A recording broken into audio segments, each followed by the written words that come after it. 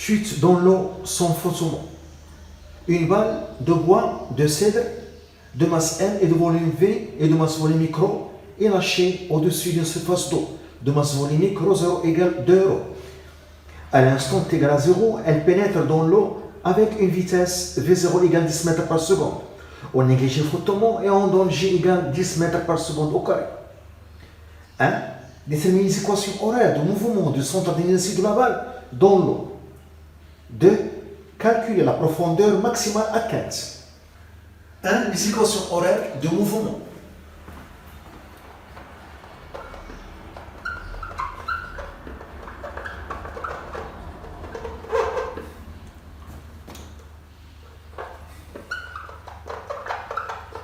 Le schéma, la balle a été en chute et à t égale à 0, elle pénètre dans l'eau avec une vitesse V0 égale 10 mètres par seconde.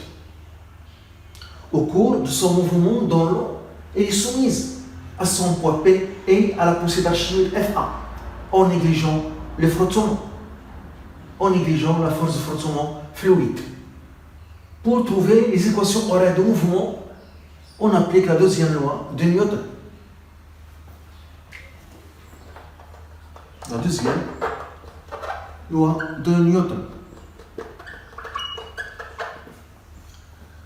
La somme des forces appliquées à la balle est égale à sa masse fois l'accélération de son centre d'inertie G. La balle est soumise à deux forces, P et la poussée d'Archimède Fa, en négligeant la force de frottement fluide. Cette somme est égale à M fois H. On projette cette équation vectorielle suivant l'axe OZ qui est orienté dans le sens de mouvement. Par projection, sur l'axe OZ, on a PZ plus FAZ est égal à MAZ. PZ est obtenu par projection de vecteur force P sur l'axe OZ. La projection dans toute la longueur. Et le vecteur force P et K en même sens. Donc, PZ est positif. Donc, c'est MG. Plus FAZ est obtenu par projection de vecteur force FA sur l'axe OZ. La projection dans toute la longueur. Mais FA et K en des sens opposés. Donc, FAZ est négatif. Donc, C moins FA est égal à MAZ. En considérant FA, l'intensité positive est le moins de la coordonnée. L'intensité de la poussée d'Archimède, Fa, est égale au poids de l'eau déplacée. Lorsque la balle entre dans l'eau, elle va déplacer un volume d'eau. Le poids d'eau déplacé, c'est l'intensité de la poussée d'Archimède. Donc, M fois G moins Fa est égal à MAZ. M fois G moins Fa est égal au poids de l'eau déplacée, M0 fois G, M0, la masse d'eau déplacée, est égal à MAZ. Donc Mg moins. La masse, c'est la masse volumique fois le volume.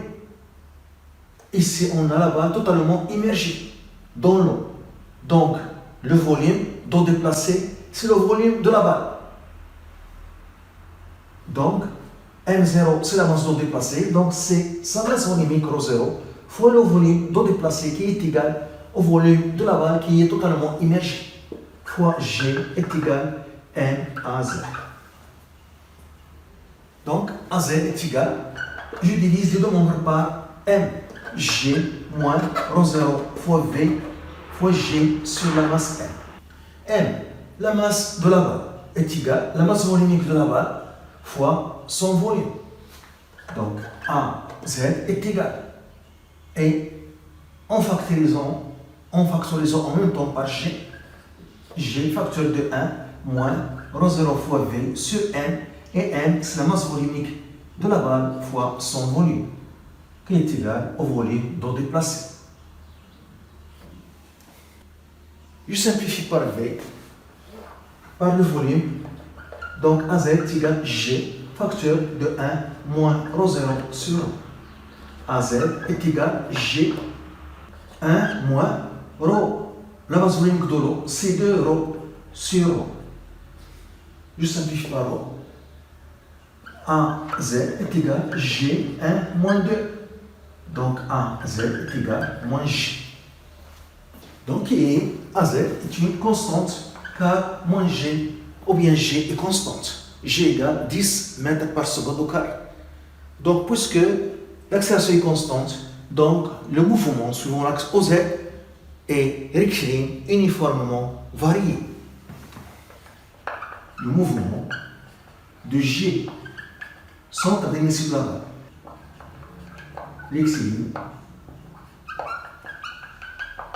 uniformément varié. Par définition, AZ c'est dVz sur dt est égal à moins G. Et par intégration, Vz est égal à moins G fois t plus une constante C. La constante C sera déterminée en utilisant les conditions initiales. À t égale à 0 et C est une vitesse. Donc à t égale à 0, on a la vitesse V0, 10 mètres par seconde. À t égale à 0, on a V0z est égal à V0, qui est égal à 10 mètres par seconde. Donc je remplace ici Vz par V0z et t par 0. Donc V0z est égal à moins G fois 0 plus C. Donc C est égal à V0z qui est égal à V0. Donc l'équation horaire pour la vitesse, Vz est égal à moins G fois t plus V0. Par définition, Vz c'est dz sur dt est égal à moins G fois t plus V0. Et par intégration, z est égal à moins 1 demi gt au carré plus V0 fois t plus une constante C'. C' est une ordonnée qui sera déterminée en utilisant les conditions initiales à t égale à 0. À t égale à 0, on a z égale à z0 qui peut être 0 ou bien différente de 0. À t égale à 0, on a z est égal à z0. Donc z0, je remplace z par z0 et t par 0, moins 1 demi g 0 au carré plus cp. Si à t égale à 0, le centre d'initiation de la balle se trouve en haut, donc à t égale à 0, z0 est égal à 0. Donc C' est égal à 0. Donc les équations horaires de mouvement sont la première équation horaire pour la vitesse. Vz est égal à moins G fois t plus V0 ou bien V0z. Et la deuxième équation horaire pour l'ordonnée z ou bien z de t. Pour simplifier, on n'écrit pas ici z de t. Même chose ici, Vz de t, c'est en fonction du temps. Pour simplifier, on n'écrit pas ici le temps.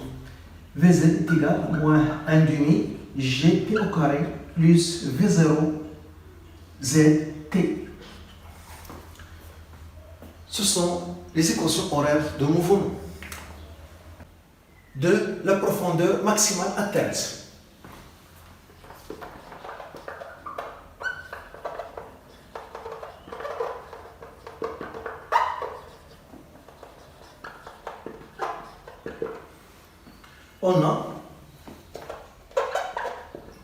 On a le vecteur accélération AG égale la coordonnée de AG, AZ, K, vecteur unitaire K. Et le vecteur vitesse VG est égal à la coordonnée VZ de vecteur vitesse K. On a vu que AZ est égal à moins G inférieur à 0. VZ est supérieur à 0. Car le vecteur vitesse V et K en même sens au cours de la chute dans l'eau. VG et K en même sens. Donc Vz est positif. Vz est positif car VG et K en même sens. Donc Vz est positif.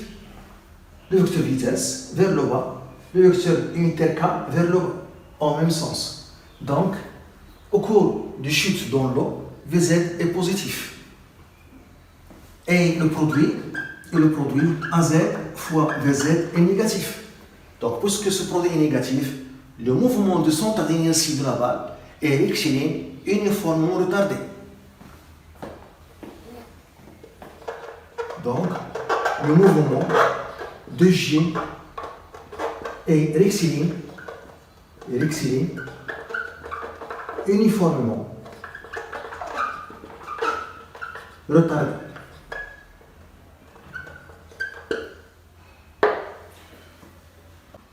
Puisque le mouvement est rectiligne uniformément retardé, la vitesse de la balle va s'annuler après avoir parcouru une hauteur maximale. Puisque le mouvement est rectiligne uniformément retardé, la vitesse de la balle va s'annuler après avoir parcouru la hauteur maximale. À la hauteur maximale, à la profondeur maximale, la vitesse est nulle. On a l'équation horaire Vz est égal à moins G fois T plus V0. À la profondeur maximale, on a Vz est égal à 0. Donc, il est égal à moins G fois T plus V0. Et on calcule la date qui correspond à la profondeur maximale. Et on calcule la date T qui correspond à la profondeur maximale. Donc, T est égal à V0 sur G, qui est égal à 10 mètres par seconde sur 10 mètres par seconde au carré, qui est égal à 1 seconde.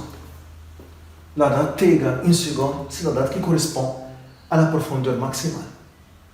Et pour trouver la profondeur maximale, la hauteur maximale, on utilise la deuxième équation horaire. On a Z est égal à moins 1 demi Gt au carré plus V0 fois T. Donc, Z max à la date T égale 1 seconde. Donc, c'est moins 1 demi G10, 1 au carré, plus 10 fois 1. Voilà. On trouve 10 moins 5, donc 5 mètres. La balle a été en chute, à T égale 0, elle pénètre dans l'eau, et dans l'eau, elle a un mouvement rectiligne uniformément retardé. Donc, sa vitesse va s'annuler après avoir parcouru une hauteur maximale, qui est égale à 5 mètres. Et lorsque sa vitesse s'annule, le sens du mouvement change.